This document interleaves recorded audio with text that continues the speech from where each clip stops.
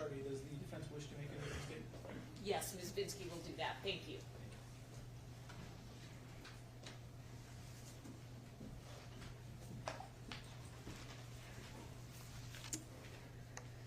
Throughout this trial, you'll see that the government's evidence and case is built on speculation, assumption, and innuendo. They will put witnesses on the stand and show you numerous exhibits, but you know what you won't see? Proof beyond a reasonable doubt. The government has a theory, but there is no concrete evidence of that theory. That's what is important to pay attention to. Consider very carefully if what the government is actually presenting to you is actual evidence of murder or something that they are theorizing and speculating is evidence of murder. Really think about the details of the case that the government is going to put forward to you. As you heard from the court, the law does not allow imagination to replace proof.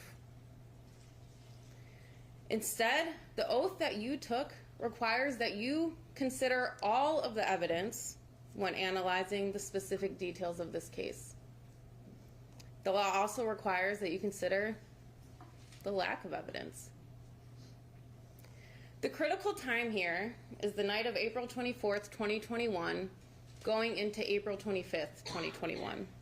That is when this murder supposedly happened. This time frame is when the government claims that Mr. Warner killed Miss Warner, moved her body, took a tank, cut it open, put Miss Warner's body inside of the tank, welded the tank shut, painted the tank, put more stickers on the tank, and then moved it. You'll see, you saw in the pictures, that this is a giant anhydrous ammonia tank. Its size and weight are significant. And all of this is supposedly being done while Mr. Warner is working on other chores and doing work that is part of his regular duty on the farm. The government wants you to believe that this was all done on the farm without anybody noticing it.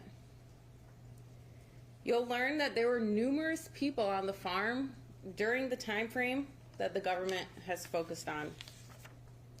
As early as 3:27 in the morning on April 25th, a truck driver comes onto the farm to load up a truck and make a delivery. You'll learn that people can, and actually do, show up on the farm at any given time.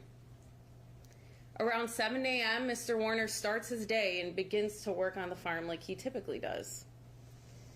Mr. Warner leaves his property, the farm, at 7:47 a.m. to go and spray a different farm. That's part of his job. Around 8:04 a.m., another worker comes onto the farm to work. This is before Mr. Warner even comes back. You'll learn who's on the farm throughout the day. For instance, if we move to the 11 a.m. hour, more people arrive. There are 7 people that are on the farm in addition to Mr. Warner. The same worker who arrived at 8 a.m. is still there. He's joined by a friend. Miss Warner's son, her son arrives on the farm. Her son-in-law is on the farm. Another son joins them. Her sister-in-law arrives, and then her daughter arrives shortly after that. Again, in that hour alone, there were 7 people that were on the farm with Mr. Warner. The afternoon of April 25th is no different. At 2:31 p.m., Miss Warner's son-in-law, nephew, daughter, a farm worker, his friend, they are all on the farm. And then about 20 minutes later, another employee arrives. Here is another hour where there are 7 people on the farm with Mr. Warner. Mr. Warner didn't put restrictions on where people could go. He didn't know who would randomly show up and walk around. You'll see surveillance videos from the farm where they track people's movements and where they went. Again, this case is not about what might have happened. It's about what the evidence proves beyond a reasonable doubt and what it does not prove. Now, it's easy to point fingers after the fact. It's easy to take words and behaviors and take them out of context and twist them and intensify them into the stories that you will hear in trial. But at the end of the day, you all aren't here to judge whether Mr. Warner was a good husband or not. You're here to determine whether the government has proven beyond a reasonable doubt that Mr. Warner committed the crimes that he's charged with. You'll hear a lot of testimony throughout the course of this trial. I'm sure you're aware of that at this point, and I don't want to take up more time telling you what you're going to hear from the stand, but I do ask that you focus on three things when you're listening to the testimony. First, think about the government's own timeline for when they claim Miss Warner was murdered, and then the tank was cut open, Miss Warner was placed inside it, the tank was welded shut, painted, and moved. The government will try to force events to fit into this timeline that do not fit because they cannot fit within it. Their own timeline will fall apart with close examination.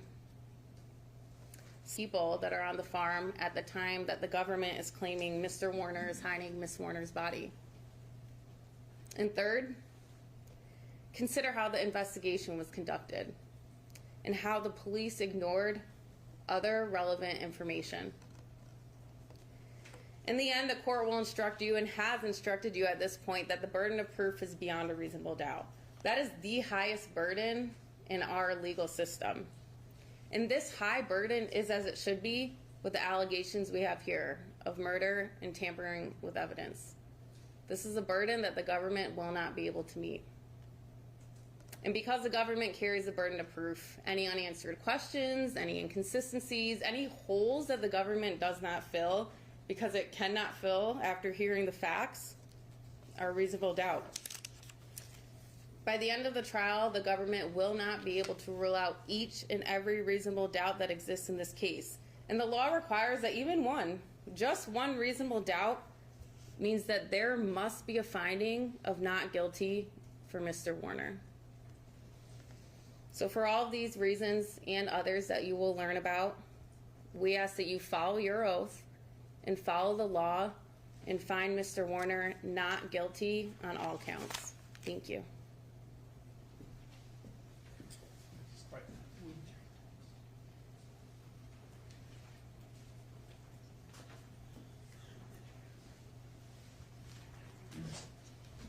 We have a brief break, Your Honor.